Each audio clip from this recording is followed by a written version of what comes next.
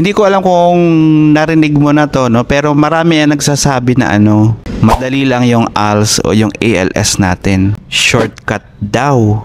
Pero alam mo, kapag ikaw mismo yung nag-aral, hindi mo masasabing madali lang siya.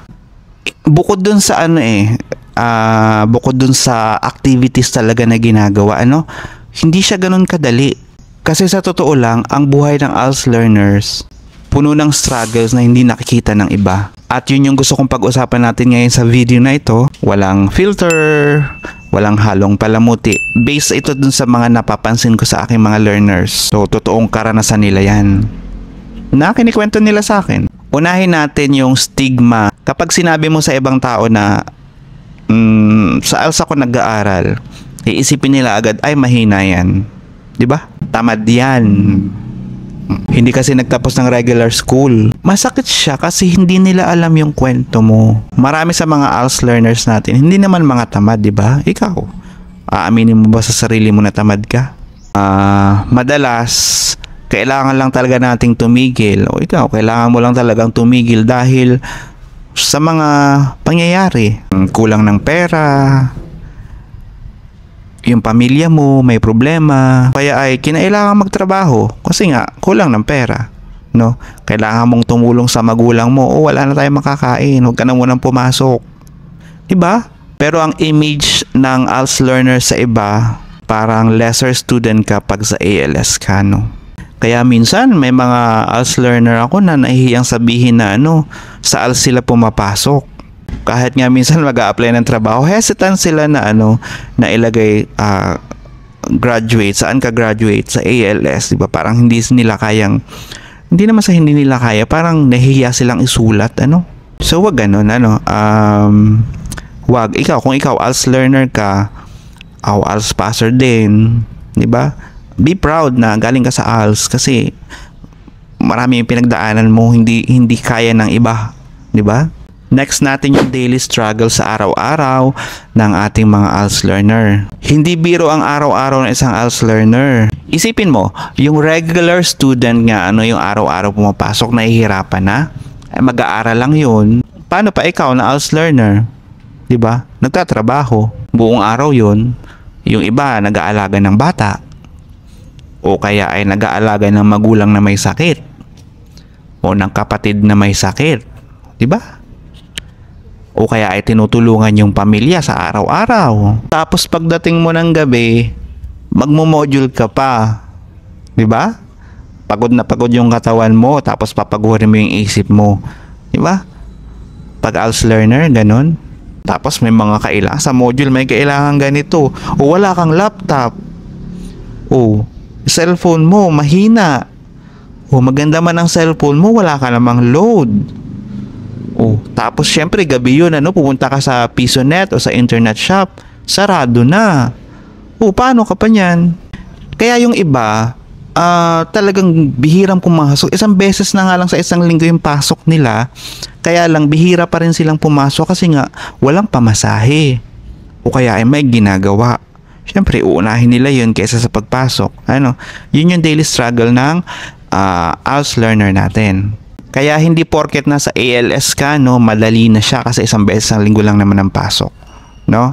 Minsan kasi mas mahirap pa dahil wala kang fixed schedule na susundan. Ikaw yung magdedesisyon sa sarili mo na kaya yung iba nakakalimutan na ay may module pala akong hindi pa tapos o mga ganun, no? ALS learner. Yung pangatlo natin is emotional challenges. Hindi lang kasi physical, no? Emotional din kasali. Kasi minsan, feeling mo naiiwan ka na ng mga kabatch mo. Sila, senior high na, ikaw grade 9 pa lang din, no? Yung iba nakikita mo, may diploma na, nag-aaral na ng college, o kaya tapos na, may okay na work, tapos ikaw, nag-aaral pa rin sa ALS, di ba? Emotional challenge yun. Nakakababa ng loob. Kaya minsan, pag nagkakasalubong kayo nung kaklase mo, nakakahiya. Diba? Sa emotional kasi yun Although dun sa mentality naman nung classmate mo, wala lang yun. Normal na magkaklase kayo, magkakilala kayo. Pero ikaw bilang ALS learner, nahihiya ka. So challenge talaga yun. Tapos may mga oras din na nawawalan ka ng gana, Kasi nga parang ang tagal.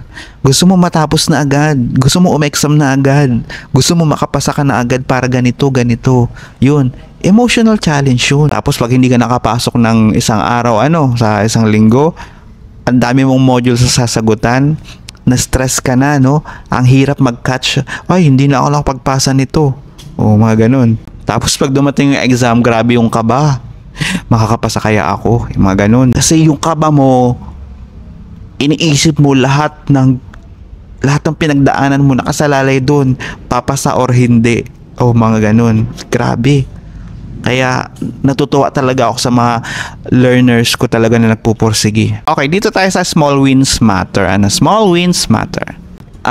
Sa kabila kasi ng mga pinagdaanan mo, mayroon tayong mga maliliit na tagumpay na syempre kailangan nating i-celebrate. Kasi yung maliit na tagumpay na yan, medyo malaki na yung epekto niyan sa'yo, no, sa sarili mo. Halimbawa, natapos mo yung isang module. Kahit puyat ka. O diba, congrats to yourself, nagawa mo. Yung simpleng encouragement namin, kaya mo yan, gawin mo yan. Para sa'yo naman yan. Diba? Ano bang pakiramdam ng learner pag sinasabihan kayo ng teacher nyo ng ganon? Yung medyo may palambing o kaya ay medyo sarcastic pero alam mo naman na may care. Ako, hindi naman ako malambing talaga eh. Gawin mo yan. Oh, ganun ako. Medyo masungit ng kauntian. Pag minsan nagpapa-quiz, di ba? Yung puyat na puyat ka, tapos magko-quiz. O, yung mga pinag-aralan nyo, yung mga module nyo nung nakaraan. O, maalala mo, tapos papasa ka. Di ba? Ang sarap sa pakiramdam na may naaalala ka pa din sa mga pinag-aralan nyo. Kasi nga, natutunan mo. Hindi mo siya na memorya. Natutunan mo siya. Yun. Lalo na kung meron kang dating kaklase, kung ikaw halimbawa, dati kang ALS learner, may dati kang kaklase na, uy, pumasa, uy, nakapag-college. Di ba parang, uy, kasabayan ko yan, nakaka-proud, o, di ba? Syempre, magkaiba naman kayo ng tinahak, maaring ikaw, tinuloy-tuloy mo yung pagtatrabaho after mo makapasa ng ALS, tapos siya naman, tinuloy-tuloy naman yung pag-aaral. So, magkaiba lang kayo ng direksyon, pero parehas kayong successful. No? So, small wins pa din yun. Pwede natin sabihin big wins siya, no? Tapos, biglang bumabalik yung motivation mo na, ay, nakapag-aral siya. Kaya ko kaya yun. Tapos, pwede mong, ay, kaya ko yun. Kung hindi man dumiretso sa pag-aaral yung isip mo, dumiretso sa pagtatrabaho halimbawa, yung